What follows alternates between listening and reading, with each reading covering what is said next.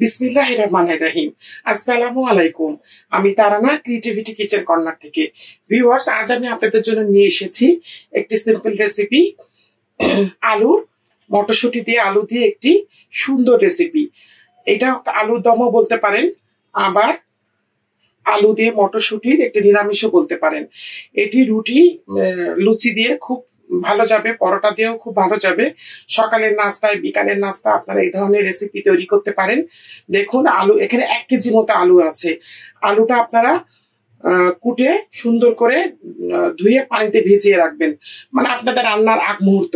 যদি সাথে সাথে রান্না করেন তাহলে পানিতে ভিজিয়ে রাখার প্রয়োজন, নাহলে হয় কি আলুটা কালো হয়ে যায়। দেখুন আমি কিভাবে কেটেছি, সিঙ্গাড়ার আলুর মতো। আপনারা একটু বড় সাইজও করতে পারেন বা আস্ত আলু দিয়েও করতে পারেন, তা আমার কাছে এটাই বেশি ভালো লাগে। তো এখানে 1 কেজি আলু আমি পানিটা ঝরিয়ে নিয়েছি এ ধরনের স্টেনারে।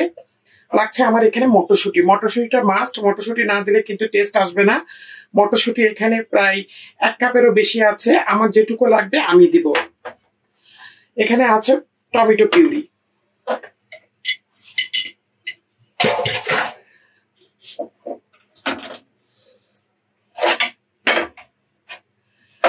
আমার এখানে লাগবে আদা রসুন বাটা, খুব কম। এখানে আমার 2 টেবিল চামচ আছে, আমি 1 টেবিল চামচ বা তারও কম ব্যবহার করব। আছে এখানে 4-5টা শুকনো ঝাল ফোড়ন দেওয়ার জন্য। লাগবে এখানে কাঁচামরিচ, সবুজ এবং পাকা কাঁচামরিচ, ধনিয়া পাতা, পেঁয়াজ কুচি আছে 1 কাপ। লাগবে আমার এখানে গোটা জিরে, সয়াবিনের তেল, লবণ, লাগবে হলুদের গুঁড়া 1.5 চা চামচ মতো। এখানে আছে ধনিয়া, আজওয়াইন, রাঁধুনি, তেজপাতা এবং জিরা দিয়ে এটা আমি আগেও বলেছি, আমি হালকা করে ভেজে তেলে নিয়েছি। লাগবে এখানে মরিচের গুঁড়া বেশি দিবেন না, আপনাদের চাহিদা মতো দেবেন। তো চলুন ভিউয়ার্স, শুরু করা যাক আজকে আমার এই আলুর দম রেসিপি। ভিউয়ার্স, আমি এখানে তেল দিয়েছি প্রায় 1.25 কাপ মতো। একটি মাল্টিপারপাস ফ্রাই প্যান আমি এখানে ইউজ করছি। আপনারা যে কোনো ধরনের কড়াই বা তাওয়া ব্যবহার করতে পারেন। আমি প্রথমে শুকনো ঝালগুলো একটু ভেজে নিব।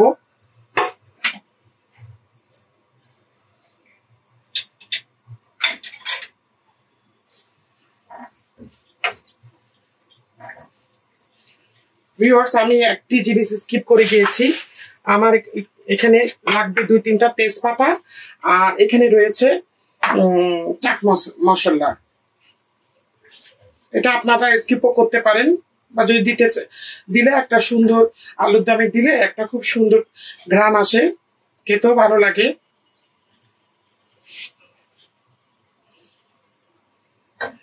ভাজা মরিচগুলো আমি তুলে নিচ্ছি। এখন আমি আলুগুলো ভেজে নিব।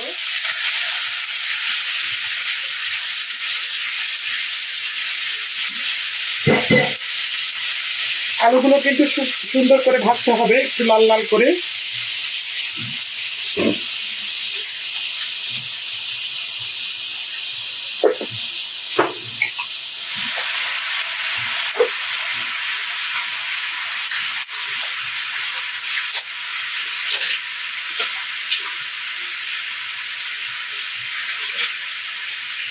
আমি এখানে লবণ দিচ্ছি,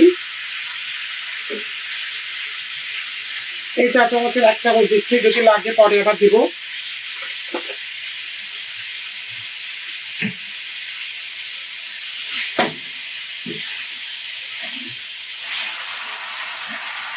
ভিউয়ার্স দেখুন, আমি আলুটা ভেজে নিচ্ছি। আলু থেকে পানি বেরিয়েছে। এই পানিটা যখন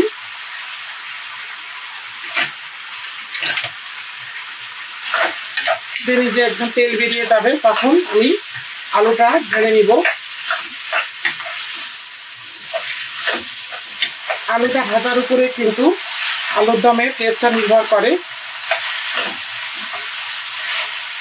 মটরশুঁটি কিন্তু আবার ভাজতে যাবেন না। মটরশুঁটি আমি রান্না ঠিক 15 মিনিট আগে দিব। মটরশুঁটি ভাজলে হয় কি মটরশুঁটিটা ট্যাপ খেয়ে যায়। তা আমি আলুটা ভাজা হয়ে গেলে আমি ফিরে আসছি। আলুটা ভাজা প্রায় হয়ে গিয়েছে। তেল ছেড়ে দিয়েছে। আমি এখন আলুগুলো তুলে নিচ্ছি। এই তেলেই আমি মশলাটা কষাবো। ভিউয়ার্স, আমি এখন গোটা জিরে দিব, অল্প, দেখুন এইটুক।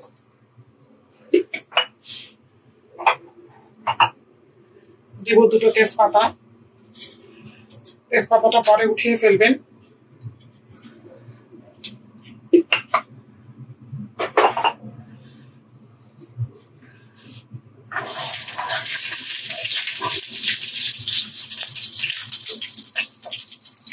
এবার আমি দিয়ে দিচ্ছি পেঁয়াজ।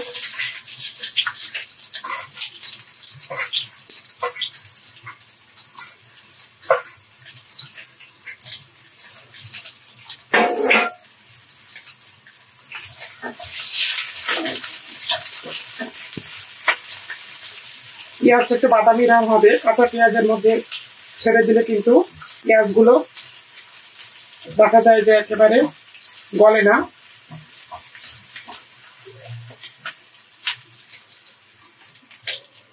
পেঁয়াজটা বাদামি হয়ে এসেছে। আমি এখন পানি দিব।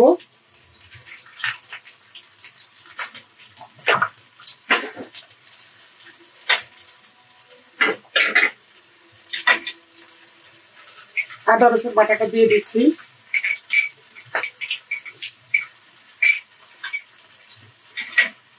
এখানে 1.5 টেবিল চামচ মতো আদা রসুন বাটা আছে। দিলাম 2 চামচ।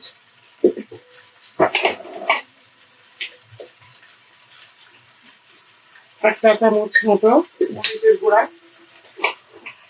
ভিউয়ার্স, আমি এখানে দিয়েছি হলুদের গুঁড়া, মরিচের গুঁড়া আর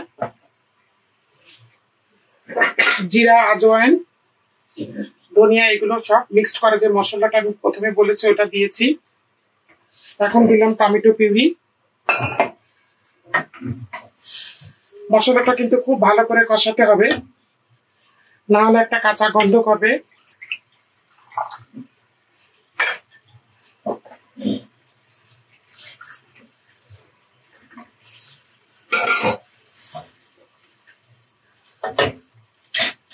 এখানে আমি দিচ্ছি একটা ছোট এলাচ, বাস, আর কোনো কাড়া গরম মশলা যাবে না। একটা ছোট এলাচ ভেঙে দিচ্ছি। আর আর একটা দারুচিনি দিব আমি। এটা দিলে খুব সুন্দর লাগে, ফ্লেভারটা ভালো আসে। আপনারা অবশ্যই বাসায় এটা তৈরি করবেন। আমার বাসায় তো প্রায় এটা রান্না হয়।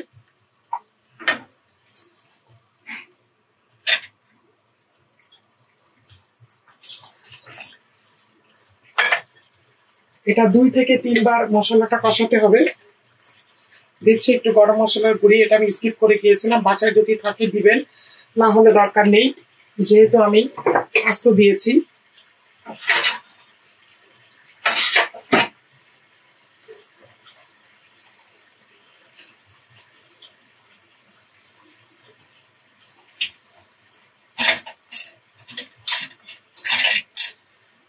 আমি এখানে কাঁচামরিচ দিচ্ছি একটু,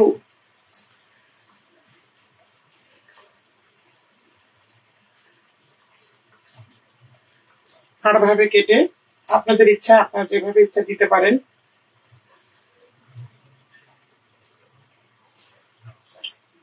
আমি এখন 10 থেকে 15 মিনিট পরে ফিরে আসছি।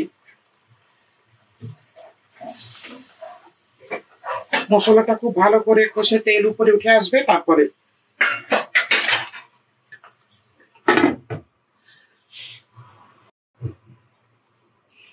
ভিউয়ার্স, দেখুন মশলাটা আমি এখানে একবার কষিয়ে নিয়েছি।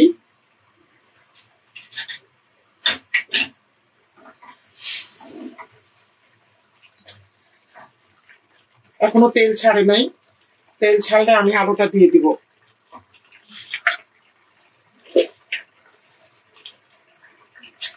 আমি সামান্য একটু চিনি দিচ্ছি, এটা অপশনাল, আপনারা দিতেও পারেন বা স্কিপও করতে পারেন।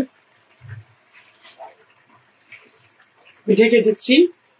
ফিরে আসছে আরো 10 মিনিট পরে। ভিউয়ার্স, মশলাটা একদম খুব সুন্দরভাবে কষে গিয়েছে, দেখুন তেল উপরে উঠে গিয়েছে।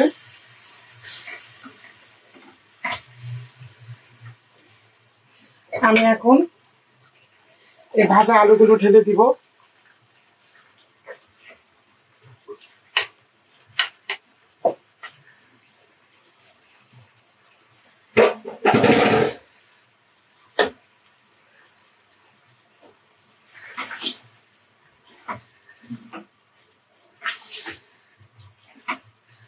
আমি মটরশুঁটিটা দিয়ে দিচ্ছি এখনই। মটরশুঁটিটা একটু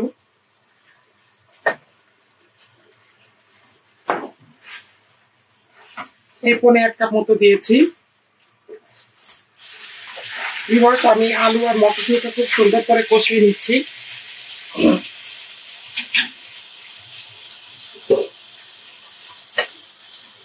আমি বাটিটা ধুয়ে একটু পানি দিচ্ছি। এটা আমি এখন 5 থেকে 6 মিনিট কষাবো। ভিউয়ার্স, আলু আর মটরশুঁটিটা আমি সুন্দর করে কষিয়ে নিচ্ছি।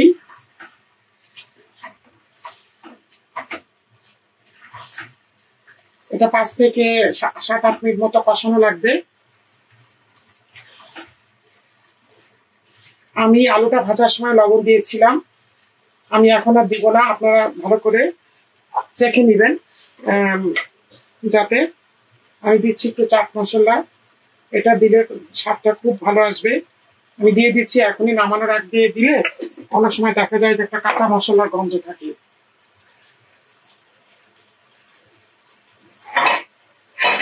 আমি এটা ঢেকে দিচ্ছি, ফিরে আসছি 5 থেকে 7 মিনিটের মধ্যে। ভিউয়ার্স, দেখুন আলু ও মটরশুঁটি খুব সুন্দর করে কষে গিয়েছে। রান্নাটা প্রায় শেষের দিকে।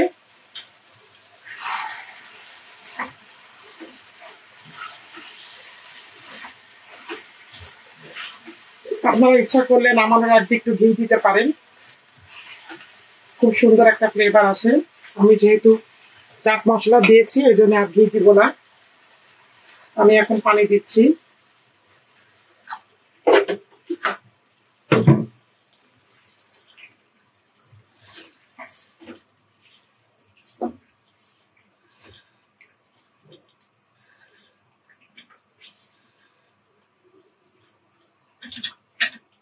ফিরে আসছি আমি 10 মিনিট পরে। আমি ঢেকে দিচ্ছি এখন, আর কোনো মশলা দেওয়ার নেই। তো দেখা হচ্ছে 10 মিনিট পরে। ভিউয়ার্স, দেখুন আলুর দমটা একদম তেল উঠে গিয়েছে। এইটুক ঝোল রাখতে হবে, না হলে ভালো লাগবে না। তা আমি এখন এই ধরনের একটি ওভাল শেপ মোল্ডে সার্ভ করব।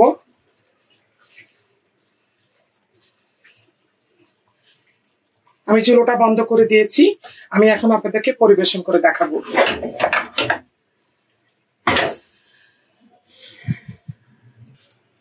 ভিউয়ার্স, তৈরি হয়ে গিয়েছে আমার মটরশুঁটি দিয়ে আলুর দম। আমি সামান্য একটু ডেকোরেশন করে দিচ্ছি।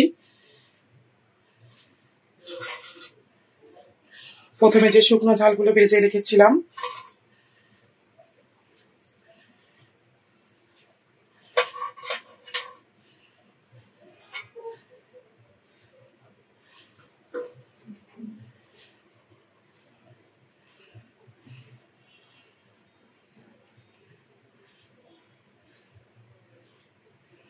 আপনারা অবশ্যই এটা বাসায় তৈরি করবেন, সকালের নাস্তায় বা দুপুরের সাদা ভাতের সাথে খুবই ভালো যাবে। আমি এই রেসিপিটা অত্যন্ত সিম্পল ভাবে তৈরি করেছি, কোনো ঘি বা বেশি মশলা আমি দিইনি। এটা সবাই খেতে পারবে। তো ভিউয়ার্স, আমার এই রেসিপিটি যদি আপনাদের ভালো লেগে থাকে তাহলে অবশ্যই আমাকে লাইক দিবেন, কমেন্ট করবেন এবং আমার ইউটিউব চ্যানেলটিকে সাবস্ক্রাইব করবেন। ভিউয়ার্স, আমার রেসিপিগুলো যাচ্ছে প্রতি মঙ্গলবার এবং শুক্রবারে 11:30 থেকে সকাল 12টা পর্যন্ত। আপনারা অবশ্যই আমার চ্যানেলটি দেখবেন এবং এর সাথে লুচি খুব ভালো যাবে। আমার ক্রিয়েটিভিটি কিচেন কর্নারে লুচির একটি রেসিপি রয়েছে, আপনারা সেই রেসিপিটি দেখে নিতে পারেন। তো ভিউয়ার্স, আজ এই পর্যন্ত। আমার জন্য এবং আমার পরিবারের জন্য দোয়া করবেন। আল্লাহ হাফেজ।